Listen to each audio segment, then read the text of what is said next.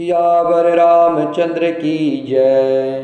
पवन सुत हनुमान की जय। उमापति महादेव की जय।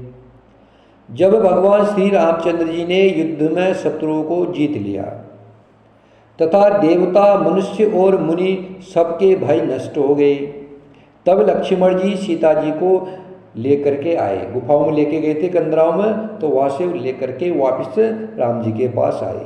चरणों में पड़ते हुए उनको प्रभु ने प्रशंसा पूर्वक उठा करके हृदय से लगा लिया, सीता जी और लक्ष्मण जी। सीता जी श्री राम जी के श्याम और कोमल शरीर को परम प्रेम के साथ देख रही है, नेत्र अगाते नहीं हैं। इस प्रकार पंचवटी में बस करके भगवान श्री रामचंद्र जी ने देवताओं और मुनियों को सुख देने वाले चरित्र करने लगे। भगवान जी वही चरित्र कर रहे थे जिससे देवता और मुनि लोगों को सुख प्रदान हो। खरदूषण का विध्वंस देख करके शूर्पणखा ने जाकर के रावण को भड़काया। बड़ा क्रोध करके वचन बोली, तूने देश और खजाने की सुधि ही भुला दी। अब देखो यहाँ से क्या खेल शुरू हो रहा है। शूर्पणखा राक्षसों को लाला करके बुला बुला करके पकड़ पकड़ करके ला रही है और राम जी उनको एक एक करके मार रहे हैं। देखा, शूर्पणखा ने भी प्रण किया, प्रतिज्ञा की थी कि मैं राक्षसों को, सारे राक्षसों का अंत कर दूंगी। और राम जी ने प्रतिज्ञा की है, मैं राक्षसों को पृथ्वी से विहीन कर दूंगा। और शूर्पणखा एक एक करके राक्षस, पहले खरदूषण को मरवाया उसने, खरदूषण की पूरी सेना को मराया। अब रावण के पास गए, रावण को भड़का रही है। शूर्पणखा लेके आ रही है और राम जी चुन चुन के मार रहे हैं। खरदूषण का शूर्पणखा रावण के पास जाती है और रावण को भड़काती है और क्रोध भरे वचन में रावण से बोलती है, तुझे तो केवल देश और खजाने की सुध पड़ी हुई है, शराब पी लेता है और दिन रात पड़ा सोता रहता है, तुझे खबर नहीं है कि शत्रु तेरे सिर पर खड़ा है। नीति के बिना राज्य और धर्म के बिना धन प्राप्त करने से, भगवान को समर्पण किए बिना उत्तम कर्म करने से और विवेक उत्पन्न किए बिना विद्या पढ़ने से परिणाम में शर्म ही हाथ लगता है। विषयों के संग से सन्यासी, बुरी सलाह से राजा, मान से ज्ञान और मदिरा से लज्जा, मदिरापान से लज्जा, नर्मता के बिना प्रीति और अहंकार से गुणवान शीघ्र ही नष्ट हो जाते हैं। इस प्रकार नीति मैंने सुनी है। देखो, शूर्पणखा राक्षसी है और रावण को बड़ी सुंदर नीति सुना रही है। राक्षसी है लेकिन नीति सुना रही है। क्यों? कि राम के दर्शन हो गए। जिसको भी प्रभु श्री राम जी के दर्शन हो जाते हैं वह नीतिमय वचन करता है और राम कार्य में वो सहयोग करने लग जाता है। राम काज के लिए वो अपने आप को न्यौछावर कर देता है, बलिदान कर देता अपने आप, सरेंडर कर देता अपने आप। शूर्पणखा ने राम के जब से दर्शन किए हैं, शूर्पणखा नीति वचन बोल रहे हैं और दुष्टों को लाला करके राम जी के आगे खड़ी कर दी। खरदूषण को सेना सहित मरवा दिया। अब रावण को बहका रही है, रावण को बड़ी सुंदर नीति सुना रही है। बोला, हे रावण, नीति के बिना राज्य और धर्म के बिना धन प्राप्त करने से, अगर नीति के बिना राज्य करोगे, धर्म के बिना धन प्राप्त करोगे, भगवान को समर्पण किए उत्तम कर्म करने से और विवेक उत्पन्न किए बिना विद्या पढ़ने से परिणाम में शर्म हाथ आता, कुछ नहीं मिलता है। विषु के संग से सन्यासी, सन्यासी अगर विषु का संग करेगा, बुरी सलाह से राजा, मान से ज्ञान, अगर मान आ गया तो ज्ञान, और मदिरा पान से लज्जा, अगर मदिरा पी लेता है तो उसकी लज्जा समाप्त हो जाती है। नर्मता के बिना प्रीति, अगर विनम्रता नहीं है तो प्रेम, और अहंकार से गुणवान शीघ्र ही नष्ट हो जाते हैं। इस प्रकार नीति मैंने सुनी है, शूर्पणखा रावण को बोल रही है। शत्रु, रोग, अग्नि, पाप, स्वामी और सर्प को छोटा करके नहीं समझना चाहिए। शत्रु कभी छोटा नहीं होता और रोग भी कभी छोटा नहीं होता है। अग्नि को भी छोटा नहीं समझना चाहिए, एक चिंगारी पूरे राज्य को जला सकती है। पाप छोटा नहीं होता है, एक छोटा पाप विकराल रूप ले सकता है। स्वामी और सर्प को, सर्प छोटा हो बड़ा हो डसेगा तो जहर लगेगा ही लगेगा, इनको छोटा नहीं समझना चाहिए। ऐसा कह करके शूर्पणखा अनेक प्रकार से विलाप करने लगी। रावण की सभा के बीच में वह व्याकुल होकर के पड़ी हुई बहुत प्रकार से रो रो करके कह रही है, हे दशग्रीव, तेरे जीते जी मेरी क्या ऐसी दशा होनी चाहिए। शूर्पणखा के वचन सुनते ही सभासद अकुला उठे। उन्होंने शूर्पणखा की बाह पकड़ करके उसे उठाया और समझाया। लंकापति रावण ने कहा, अपनी बात तो बता, किसने तेरे नाक कान काट दिए। तब शूर्पणखा बोली, अयोध्या के राजा दशरथ जी के पुत्र है, जो पुरुषों में सिंह के समान हैं, वन में शिकार खेलने आए हैं। मुझे उनकी करनी ऐसी समझ पड़ी है कि वे पृथ्वी को राक्षसों से रहित कर देंगे। उनकी करनी देख करके, उनके काम को देख करके मुझे लग रहा है कि वो पृथ्वी से सारे राक्षसों को नष्ट कर देंगे। जिनकी भुजाओं का बल पाकर के हे दशमुख मुनि लोग वन में निर्भय होकर के विचरने लग रहे हैं। वे देखने में तो बालक है, पर काल के भी काल है। वे परम धीर, श्रेष्ठ धनुधर और अनेक गुणों से युक्त है। अतुलित बल पर ताप दो भ्राता, खल बदरत सुर मुनि सुख दाता। शोभा धाम राम यस नामा, तिनके संग नारी एक श्यामा। रूप रास विधि नारी सवारी, रति सत कोटि तासु बलिहारी। तासु अनुज काटे श्रुति नासा, सुनि तव भगनि करहि परिहासा। शूर्पणखा कह रही है, दोनों भाइयों का बल और प्रताप अतुलनीय है। वे दुष्टों के वध करने में लगे हैं और देवता तथा मुनियों को सुख देने वाले हैं। वे शोभा के धाम हैं। राम ऐसा उनका नाम है। उनके साथ एक तरुणी सुंदर स्त्री है। राम जी बड़े सुंदर हैं। राम जी के रूप माधुर्य को जो देख लेगा, जान लेगा, उसे फिर कुछ नहीं सोचता है। कितनी सुंदर है राम, कृष्ण कन्हैया कितनी सुंदर है। एक बार भगवान कृष्ण को मानने वाले और राम जी को मानने वालों में बहस होगी। ये बोलते कि कृष्ण सुंदर है और ये बोलते कि राम सुंदर है, मानते नहीं। तो सबको इकट्ठा किया गया और सभा बैठाई गई। तब महाभारत को और गीता को लाया गया, रामचरितमानस को लाया गया, सारे ग्रंथों को लाया गया। ऋषि मुनियों ने उनका मंथन किया और लास्ट में पाया कि राम सुंदर है, कृष्ण से राम सुंदर है। हालांकि राम ही कृष्ण है, कृष्ण ही राम है, लेकिन कृष्ण कम नहीं है। कृष्ण मनमोहक है। कृष्ण का नाम ही क्या है? कृष्ण का नाम है मनमोहन। जो मन को मोह लेता है वो कृष्ण है।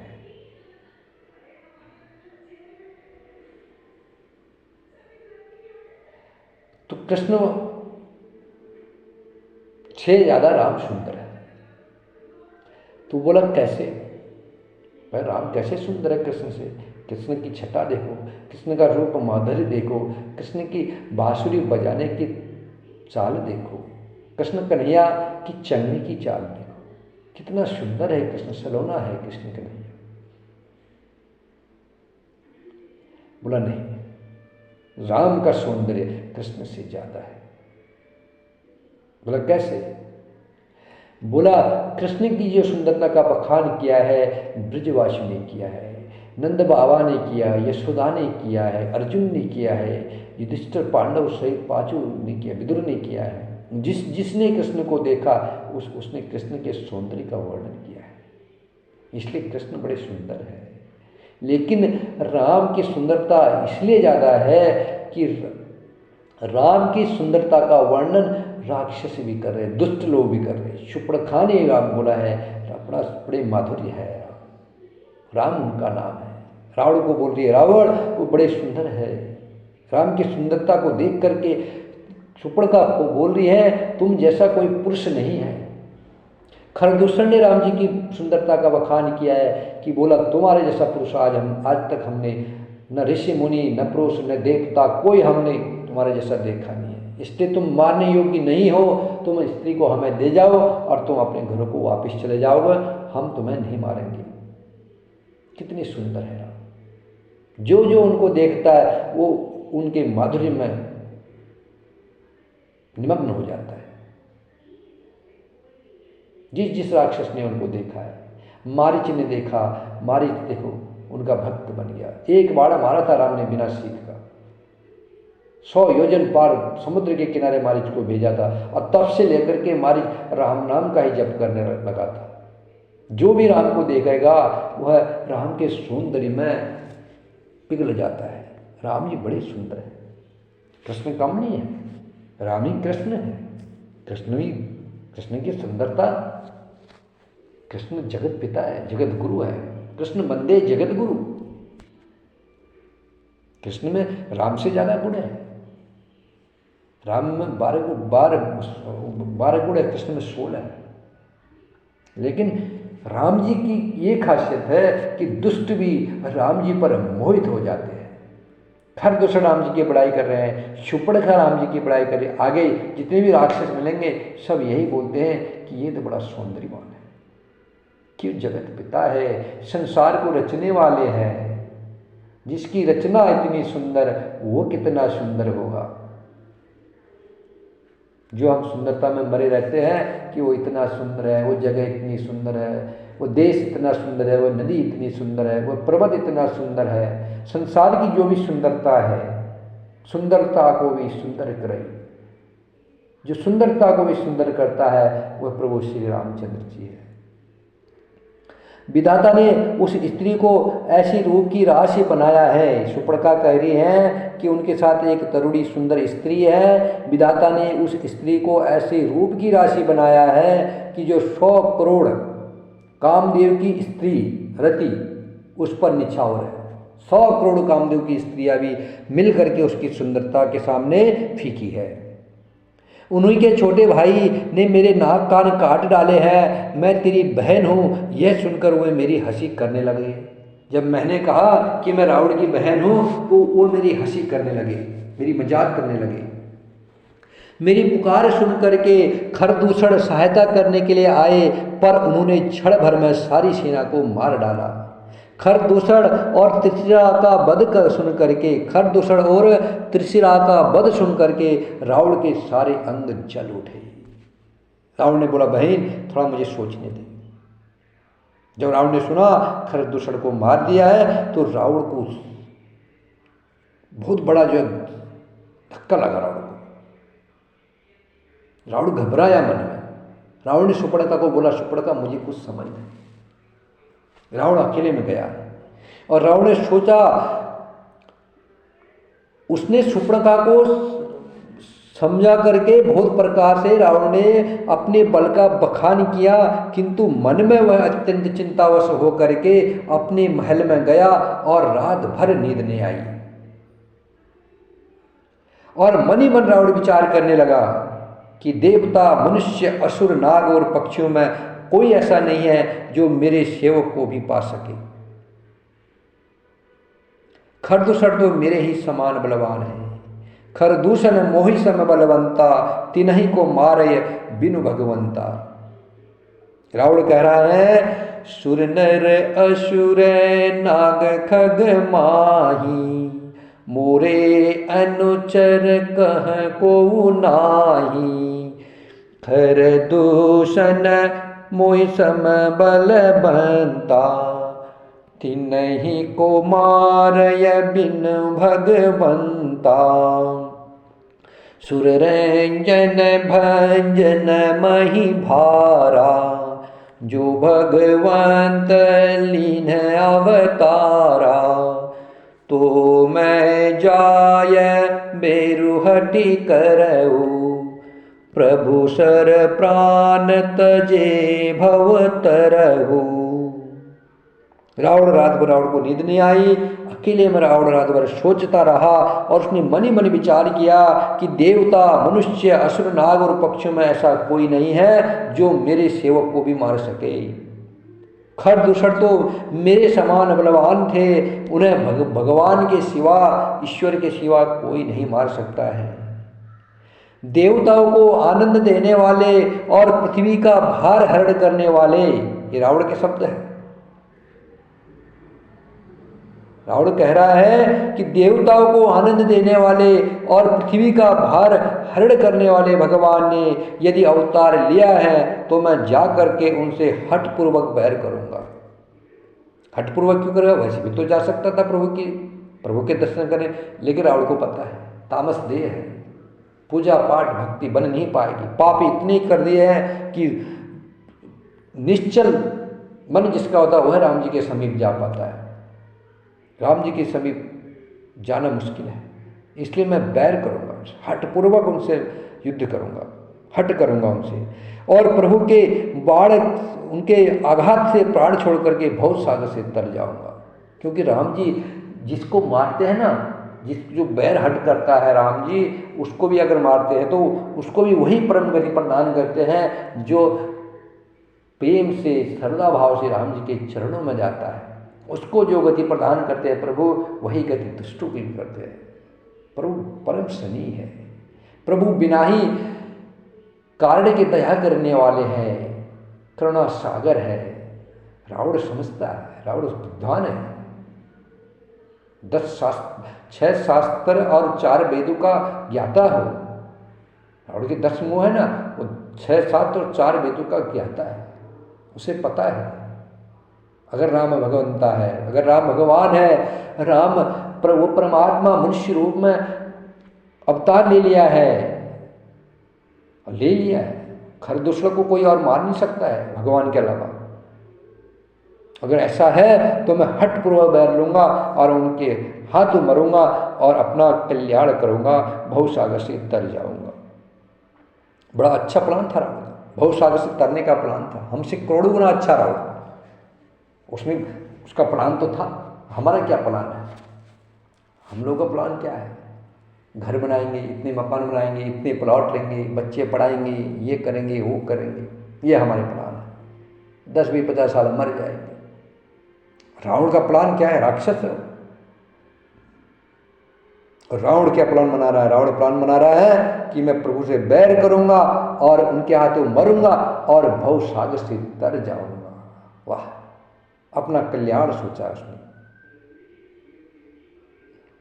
इस तामस शरीर में भजन तो होगा नहीं, अतः मन, वचन और कर्म से यही दृढ़ निश्चय है। भजन होना है नहीं, राक्षस शरीर है, और मन और वचन कर्म से रावण ने दृढ़ प्रतिज्ञा कर ली कि मैं हट करके राम जी से बैर लूंगा, और यदि मनुष्य रूप में कोई राजकुमार होंगे तो उन दोनों को रण में जीत करके उनकी स्त्री को हर लाऊंगा। यह विचार करके रावण रथ पर चढ़ करके अकेले ही वहां गया जहां समुद्र के तट पर मारीच रहता था। शिव जी कहते हैं, हे पार्वती, यहाँ श्री रामचंद्र जी ने जैसी युक्ति रची वह सुंदर कथा सुनो। रावण कहा गया है, रावण ने मन में ठान लिया अब मैं हट करके बैर करूंगा। वो सीधा मामा मारीच के पास गया। मारीच उसके मामा थे, सुबाहु और मारीच 2 भाई थे, ताड़का के पुत्र थे। जब ताड़का को मारा था उस समय सुबाहु और उसके बाद सुबाहु और मारीच प्रभु से युद्ध करने गए थे, जो विश्वामित्र मुनि के यज्ञ को विध्वंस कर रहे थे। तो भगवान राम जी ने उस समय भी लक्ष्मण जी को युद्ध में नहीं करने दिया। उस समय भी राम जी आगे आए थे, इसलिए आए थे लक्ष्मण जी को पता है राम जी जिसको मारेंगे उसको तारेंगे, उसकी अंतिम क्रिया भी करते हैं। इसलिए लक्ष्मण जी क्या काम करते थे, वह पहले मारते थे, फिर अग्निवाण चला करके भस्म भी कर देते थे। तो राम जी ने सोचा कि यार लक्ष्मण अगर युद्ध करने जाएगा तो वह सारे राक्षसों को मार देगा, लेकिन यहाँ एक शख्स ऐसा था जिसके आगे जाकर के काम था। वह कौन? मारीच। मारीच का काम आगे था और मृग बनना था उसको। इसलिए राम जी ने मारीच को बिना फल का बाण मार के 100 योजन पार समुद्र किनारे ट्रांसफर कर दिया, भेज दिया और सुबाहु को मार दिया था। वह मारीच आज रावण मारीच के पास गया है और रावण मारीच को वहाँ बहका रहा है और यहाँ राम जी लीला कर रहे हैं। राम जी ने बड़ी सुंदर लीला रची, बड़ी सुंदर युक्ति रची है। वो क्या रची है? लक्ष्मण जी जब कंदमूल फल लेने के लिए वन में गए तब अकेले में कृपा और सुख के समूह श्री रामचंद्र जी हंस करके जानकी मैया से बोले। क्या बोले? सुनहु प्रिया व्रत रुचिर सुशीला, मैं कछु करीब ललित नर लीला, तुम पावक महु करहु निवासा, जो लगी करो निशाचर नासा, जब ही राम सब कहा बखानी, प्रभु पद धरी अनल समानी, निज प्रतिभा में राखित सीता, तैसे ही शील रूप सुबिनीता, लक्ष्मण हुय मरमु नहीं जाना, जो कछु चरित रचा भगवाना।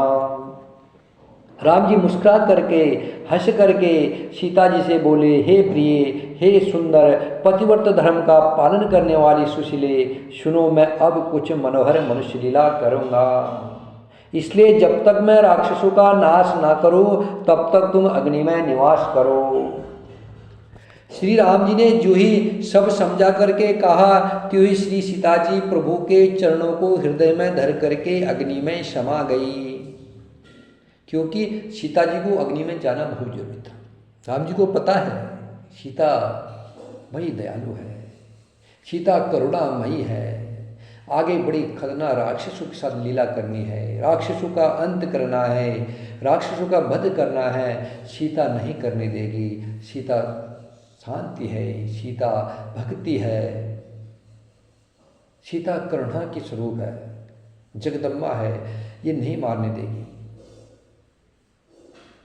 इसलिए राम जी ने सीता को, और दूसरी बात रावण सीता को देखेगा नहीं, जब तक सीता रहेगी तब तक रावण, क्योंकि बैर भाव सीता भक्ति के पास आ नहीं सकता है। रावण को पता है सीता भक्ति है, रावण जानता है सीता जगदम्बा है, रावण सीता को हरण नहीं कर पाएगा, भस्म हो जाएगा, वो देख नहीं पाएगा। सीता मैया को गलत विचार से, गलत दृष्टि को देख नहीं सकता, भस्म हो जाएगा। वो जगदम्बा है, पति पावन है वो। इसलिए राम जी ने सोचा कि अब आगे की लीला करनी है, उसमें तो मारकाट ही करनी है, युद्ध ही करना है, तो सीता रहेगी तो ये काम होगा नहीं। इसलिए भगवान श्री राम जी सीता को बोला तुम अग्नि में प्रवेश करो और अपना प्रतिरूप प्रकट करो। तब सीता जी अग्नि में प्रकट हुई है और सीता जी ने अपनी ही छाया मूर्ति वहां रख दी, जो उनके जैसे ही शील संभाव और रूप वाली तथा वैसे ही विनम्र थी, जैसी सीता थी सेम वैसी थी।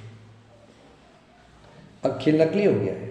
सीता कभी राम जी को आदेश नहीं दे सकती, कभी नहीं, वो पतिव्रता नारी, वो कभी पति को आदेश नहीं दे सकती। लेकिन सीता तो अब अग्नि में समाहित होगी, अग्नि में प्रवेश कर दिया सीता ने। अब सीता का ये नकली है, जहाँ पर नकली खेल शुरू होता है वहाँ पर आदेश दिया जाता है अपने स्वामी को। अब यहाँ से नकली खेल शुरू हो रहा है। सीता भक्ति स्वरूपा थी, भक्ति नकली होगी, और वहाँ पर मारीच मृग बन के आ रहा, कपट मृग, वो नकली हो गया, और रावण साधु बन के आएगा, वो भी नकली होगा, और अब नकली खेल शुरू हो रहा है। तो लक्ष्मण, तब तक लक्ष्मण जैसे सीता जी गई है, सीता जी का छाया मूर्ति वहाँ पर विराजित हो गई, तो भगवान ने जो भी कुछ ये लीला हुई थी इसका मर्म रहस्य, इसका जो रहस्य वो लक्ष्मण जी भी नहीं जान पाए। इसलिए तो केवट कह रहे थे, जब केवट राम जी नाव मांग रहे थे तो केवट जी बोलते मैं आपका मर्म जानता हूँ, मर्म जानता हूँ, तब शिव जी पार्वती शंकर भगवान को बोलते हैं कि हे प्रभु, केवट मरम जानता हो। बोला क्या लक्ष्मण भी तो लक्ष्मण नहीं जानते होंगे मरम? केवट तो हमेशा साथ रहते हैं। केवट बोलता मैं मरम जानता हूँ। तब भगवान शंकर बोलते हैं, हे पार्वती, जब लक्ष्मण जी लकड़ी लेने गए थे वन में, सीता जी अग्नि में समा गई थी और अपनी छाया मूर्ति वहाँ रख दी थी, इस मर्म को लक्ष्मण जी भी नहीं जान पाए।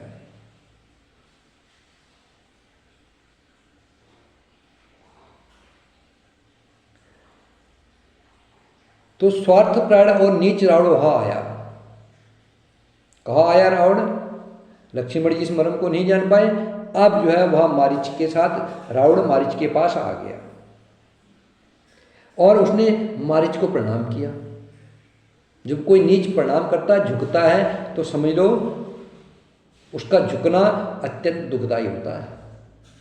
नीच का झुकना भी दुख। नीच कौन? नीच किसे बोला जाता है? नीच ये नहीं कि जिसका ज्यादा नीच मीन्स होता है कोई भी हो, ब्राह्मण क्यों नहीं हो, क्षत्रिय ब्राह्मण कोई भी देवता क्यों नहीं हो, अगर उसकी प्रवृत्तियां गलत है, उसकी धारणाएं गलत है, तो वह नीच है। जो दूसरों का नुकसान की सोचता है, जो दूसरों का हित जिसके मन में नहीं बसा है, वह नीच है। जो दूसरों की बुराई करके खुश होता है, वह नीच है। जो राम जी के चरणों में जिसको अनुराग नहीं है, वह नीच है।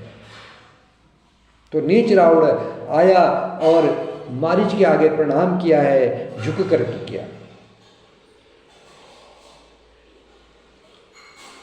हे भवानी, भगवान शंकर बोल रहे हैं, हे पार्वती, हे भवानी, दुष्ट की मीठी वाणी भी उसी प्रकार भय देने वाली है जैसे बिना ऋतु के फूल। अगर बिना ऋतु के फूल आते हैं तो वह भय देने वाले हैं, वैसे ही दुष्ट की मीठी वाणी भी भय देने वाली है। तब मारीच ने रावण की पूजा करके आदर पूर्वक बात पूछी, हे तात, आपका मन किस कारण इतना अधिक व्यग्न है, उदास है, और आप अकेले आए हो?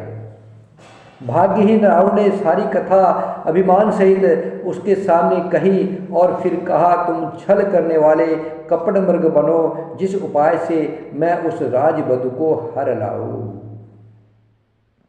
तब मारीच ने कहा, हे 10 शीश रावण, सुनिए, वे मनुष्य के रूप में चराचर के ईश्वर हैं। हे तात, उनसे बैर न कीजिए, उन्हीं के मारने से मरना होता है और उन्हीं के जिलाने से जीना होता है। अर्थात सबका जीवन मरण उन्हीं के अधीन है। यही राजकुमार मुनि विश्वामित्र के यज्ञ की रक्षा के लिए गए थे। उस समय श्री रघुनाथ जी ने बिना फल का बाण मुझे मारा था। मारीच कह रहा है कि यह दोनों राजकुमार विश्वामित्र मुनि के यज्ञ की रक्षा के लिए गए थे। तब सुबाहु और मैं दोनों इनका विश्वामित्र के यज्ञ विध्वंस के लिए गए थे। तब इन्होंने मुझे बिना फल का बाण मारा था, जिससे मैं क्षण भर में 100 योजन पर आ गया। उनके बैर करने में, उनसे बैर करने में, उनसे युद्ध करने में भलाई नहीं है। मेरी दशा तो भृंगी के कीड़े की सी हो गई है। अब मैं जहाँ तहाँ श्री राम लक्ष्मण दोनों भाई को ही देखता हूँ। और हे तात, यदि वे मनुष्य है तो भी बड़े शूरवीर है, उनसे विरोध करने में पूरा न पड़ेगा, सफलता नहीं मिलेगी। जिसने ताड़का और सुबाहु को मार करके शिवजी का धनुष तोड़ दिया और खरदूषण और त्रिशिका का वध कर डाला, ऐसा प्रचंड बलि तो कहीं मनुष्य हो सकता है। मारीच जी रावण से कह रहा है, रावण, वो परमात्मा है, वो भगवान है, उन्हीं के मारने से मरना होता है, उन्हीं के जिलाने से जिंदा रहा जाता है, उनसे बैर करके भलाई नहीं है। मुनि विश्वामित्र के यज्ञ में मैं और सुबाहु विध्वंस करने गए थे। उन्होंने मुझे बिना फल का बाण मारा था और मैं 100 योजन दूर समुद्र किनारे पर पहुंच गया। और तब से आज तक जहाँ तहाँ मुझे भगवान श्री रामचंद्र जी और लक्ष्मण जी दिखाई देते हैं और मैं उनका परम भक्त बन गया हूँ। राम और लक्ष्मण के अलावा मेरे को दूसरी चीज़ कोई नहीं सूझती है। अगर वो मनुष्य भी है तो बड़े शूरवीर हैं, उनसे युद्ध करने में सफलता नहीं मिलेगी। जिसने ताड़का और सुबाहु को मार करके शिव जी का धनुष तोड़ दिया, खरदूषण और त्रिशिरा का वध कर डाला है, ऐसा प्रचंड कहीं मनुष्य हो सकता है? मुझे तो नहीं लगता है कि वह मनुष्य होगा।